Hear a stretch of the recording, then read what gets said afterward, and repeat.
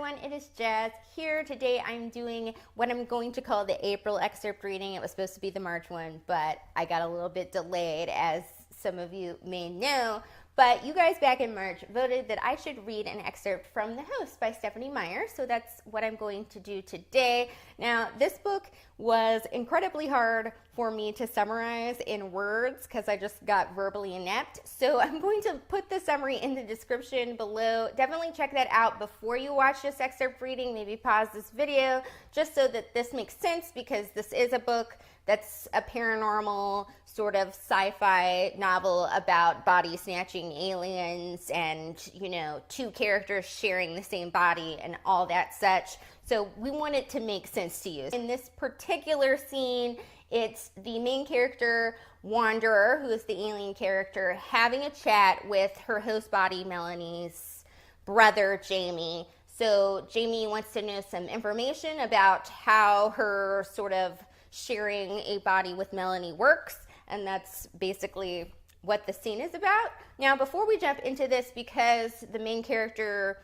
also, you know, has a certain appearance that I can't really change from character to character or narrator to character, I'm going to have a color code that I'm going to put on the screen right now so that you can tell, just like by shirt, what I'm wearing, what character I'm going to be it Wanderer in the scene or Wanderer as the narrator and Melanie, because they all look the same, so I can't change them that much. So check that out right now, and I think that's all the info you need to know to get this scene, so let's jump into all the funness or emotionalness, because it's kind of emotional.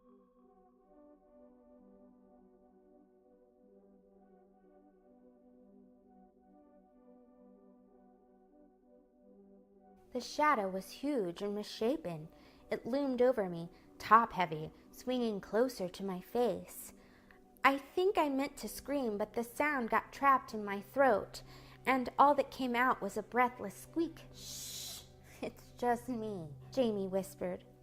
Something bulky and round rolled from his shoulders and plopped softly to the floor. When it was gone, I could see his true lithe shadow against the moonlight. I caught a few gasps of air, my hand clutching at my throat. "Sorry.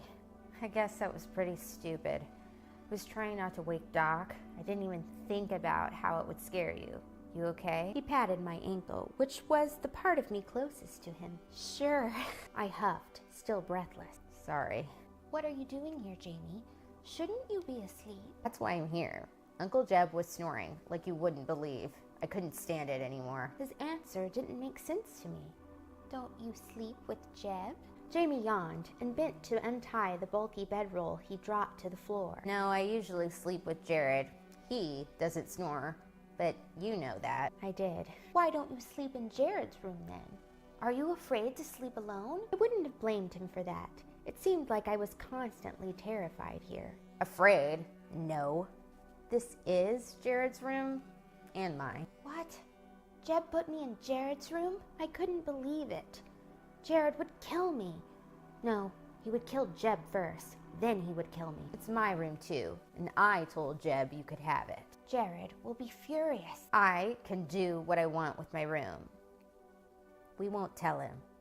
He doesn't have to know." "Good idea." "You don't mind if I sleep here, do you? Uncle Jeb's really loud." "No, I don't mind. But Jamie, I don't think you should." He frowned, trying to be tough instead of hurt. "Why not?" "Because it's not safe. Sometimes people come looking for me at night." "They do?" "Jared always had the gun. They went away." "Who?" "I don't know. Kyle, sometimes. But surely there are others who are still here." "All the more reason I should stay. Doc might need help." "Jamie." "I'm not a kid, Wanda. I can take care of myself." Obviously arguing was only going to make him more stubborn. "At least take the bed. I'll sleep on the floor. It's your room." "That's not right. You're the guest." "Ha, no.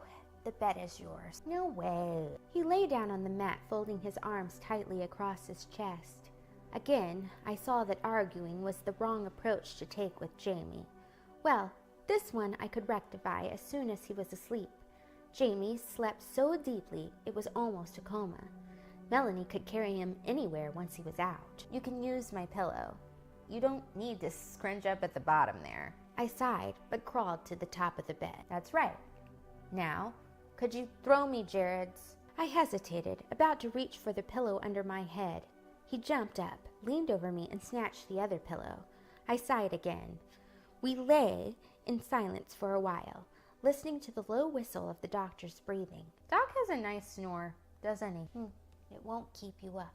You tired? Yeah. Oh. Was there something you wanted? He didn't answer right away, but I could feel him struggling, so I waited. When we were walking, me and Jeb, he was telling me some things he thought, but I don't know if he's right. Melanie was suddenly very there in my head. Uncle Jeb thinks Melanie might still be alive. Inside there with you, I mean. My Jamie. Melanie sighed. I said nothing to either of them. I didn't know if that could happen. Does that happen? I could hear that he was fighting tears. He was not a boy to cry, and here I'd grieved him this deeply twice in one day. Does it, Wanda? Tell him. Please tell him that I love him. Why won't you answer me? Jamie was really crying now, but trying to muffle the sound. I crawled off the bed, squeezing into the hard space between the mattress and the mat, and threw my arm over his shaking chest. I leaned my head against his hair and felt his tears warm on my neck. Is Melanie still alive? Wanda, please. He was probably a tool. The old man could have sent him just for this. Jeb was smart enough to see how easily Jamie broke through my defenses. It was possible that Jeb was seeking confirmation for his theory, and he wasn't against using the boy to get it. What would Jeb do when he was certain of the dangerous truth? How could he use the information? I didn't think he meant me harm, but could I trust my own judgment? Humans were deceitful, treacherous creatures. I couldn't anticipate their darker agendas when such things were unthinkable to my species. Jamie's body shook beside me. "He's suffering!" Melanie cried. She battered ineffectually at my control, but I couldn't blame this on Melanie if it turned out to be a huge mistake. I knew who was speaking now. She promised to come back, didn't she? Would Melanie break a promise to you? Jamie slid his arms around my waist and clung to me for a long time. After a few minutes, he whispered, "Love you, Mel. She loves you too. She's so happy that you're here and safe." Is everybody like that? Does everybody stay? No, Melanie is special. She's strong and brave. "Very." Do you think maybe Dad is still there too? No, Jamie. No, I don't think so. Not like Melanie is. Why? "Because he brought the Seekers looking for you. Well, the soul inside him did. Your father wouldn't have let that happen if he were still there. Your sister didn't let me see where the cabin was. She didn't even let me know you existed for the longest time. She didn't bring me here until she was sure I wouldn't hurt you." It was too much information. Only as I finished speaking did I realize the doctor wasn't snoring anymore. I could hear no noise from his breathing. "Stupid," I cursed myself internally. Wow, Jamie said. I whispered into his ear so close that there was no way the doctor could possibly overhear. "Yes, she's very strong." Jamie strained to hear me, frowning. Then he glanced at the opening to the dark hall. He must have realized the same thing I had, because he turned his face to my ear and whispered back softer than before. Why would you do that? Not hurt us? Isn't that what you want? No, I don't want to hurt you. Why? Your sister and I have spent a lot of time together. She shared you with me, and I started to love you too. And Jared too? I gritted my teeth for a second, chagrined that he had made the connection so easily. Of course, I don't want anything to hurt Jared either. He hates you. Yes, everyone does. I can't blame them. Jeb doesn't. I don't. You might, after you think about it more. But you weren't even here when they took over. You didn't pick my dad or my mom or Melanie. You were in outer space then, right? Yes, but I am what I am, Jamie. I did what souls do. I've had many hosts before Melanie, and nothing stopped me from taking lives. It's how I live. Does Melanie hate you? Not as much as she used to. No, I don't hate you at all. Not anymore. She says she doesn't hate me at all anymore. How is she? She's happy to be here. She's so happy to see you. She doesn't even care that they're going to kill us. Can't. Not if Mel's still alive. You've upset him, Melanie complained. You didn't have to say that. It won't be any easier for him if he's unprepared. They won't believe that, Jamie. They'll think I'm lying to trick you. They'll want to kill me more if you tell them that. Only seekers lie. The word made him shudder. You're not lying. I know it. I shrugged. I won't let them kill her. I was paralyzed at the thought of him becoming more involved with this situation, with me. I thought of the barbarians he lived with. Would his age protect him from them if he tried to protect me? I doubted it. My thoughts scrambled, searching for some way to dissuade him without triggering his stubbornness. Jamie spoke before I could say anything. Jared will think of something. He always does. Jared won't believe you either. He'll be the angriest of them all. Even if he doesn't believe it, he'll protect her, just in case. We'll see. I'd find the perfect words later, the argument that would not sound like an argument. Jamie was quiet, thinking. Eventually his breathing got slower, and his mouth fell open. I waited until I was sure he was deeply under. Then I crawled over him and very carefully shifted him from the floor to the bed. He was heavier than before, but I managed. He didn't wake. I put Jared's pillow back where it belonged, and then stretched out on the mat. Well, I thought I just hurled myself out of the frying pan, but I was too tired to care what this would mean tomorrow. Within seconds, I was unconscious. That was my excerpt reading of The Host. I hope you guys enjoyed it. It had a lot of roller coaster feelings, so it was really interesting to film.